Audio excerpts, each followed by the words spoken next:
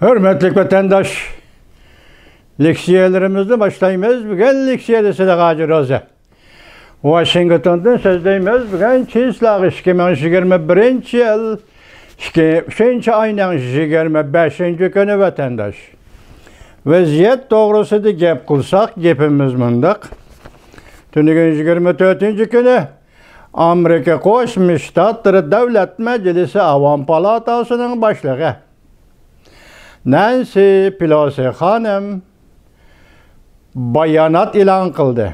Mesela Amerika, Kanada, Angliya başçılığıdaki bir qancha devletning Jungoni embargo qilganligi to'g'risida qo'llab degidek bayonot e'lon qildi. Tuvanda ko'ramiz uni ikkinchi vaziyat vatandosh davlat ishlar kotibi Antony Blinken NATO'da nutq so'zladi.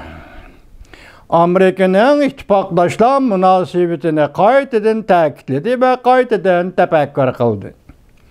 Mavzulu xabar uchun ayının 25. günü Amerika Ovozning Xitoy tili programmasi e'lon qilindi. Buni vaziyat uchun bir abzas anlatamiz vatandosh. Davlat ishlar kotibi Antony Blinken 3. ayının 24. günü Belgiya Brusselda NATO'nun baş shtabidan nutq so'zlab mundaq ko'rsatdi.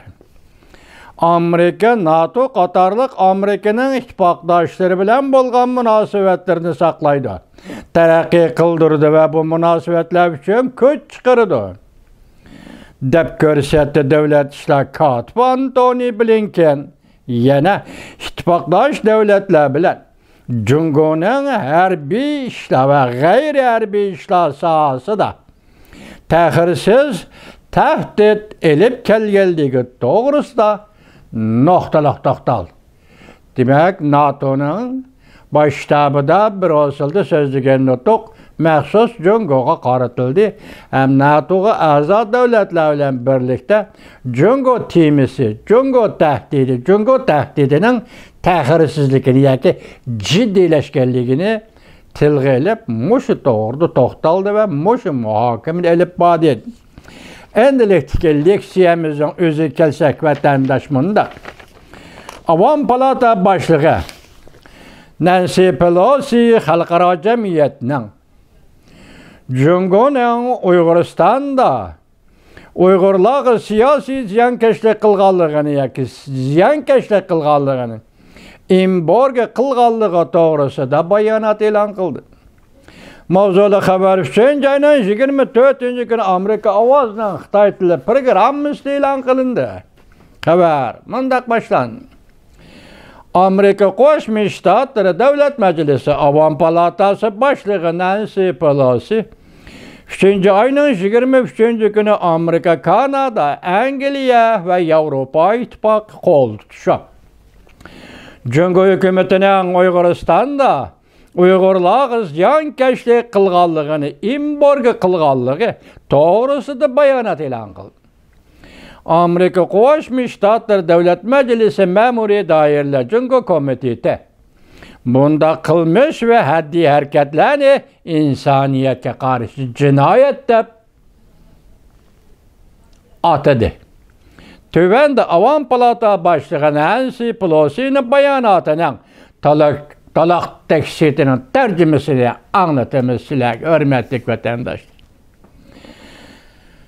Prezident Joe Biden ma'muriy doiralar moslashib yo'lga qo'ygan Jungoni embargo qilish harakati Jungo hukumatining Uyg'urlarga qo'llangan yovvoyilash zo'ravonligining mas'uliyatini surishti qilish jihatda taşlangan eng mazmut ve eng oqilona qadamdir.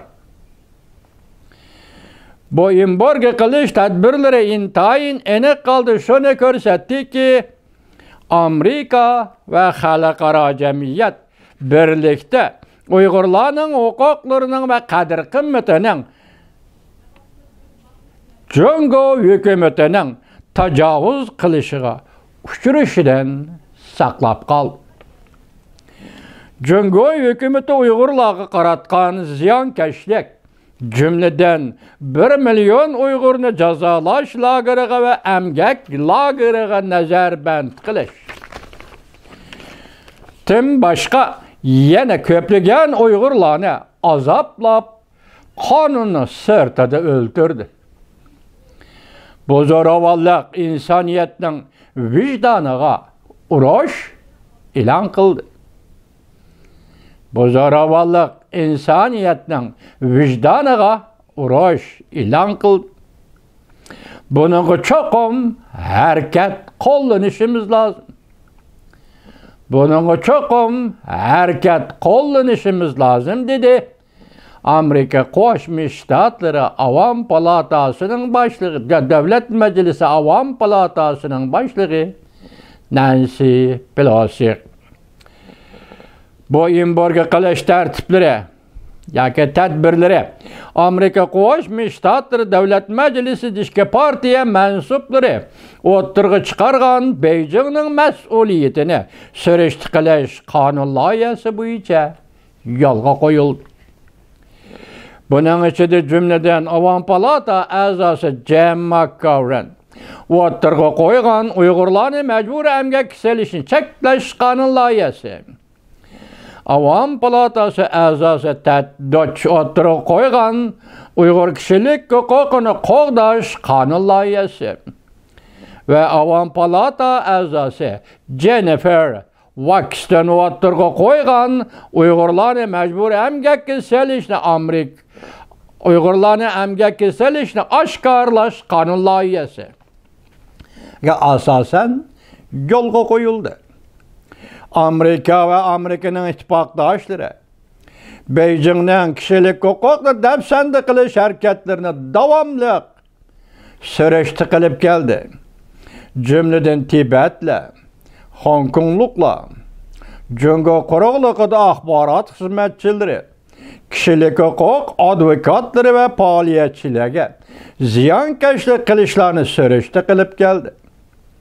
Agar Amerika savdo manfaatlarini ko'zda tutib, Jungo xalqining kishilik huquqlari uchun sada chiqarmaydigan bo'lsa, biz Amerika buningdan keyin dunyoning har qanday bir joyida kishilik huquq uchun javob qaytarishda axloqiy nopozimizdan ayrilib qolamiz deb ko'rsatdi Davlat Majlisi Avam Palatasının başlığı Nancy Pelosi.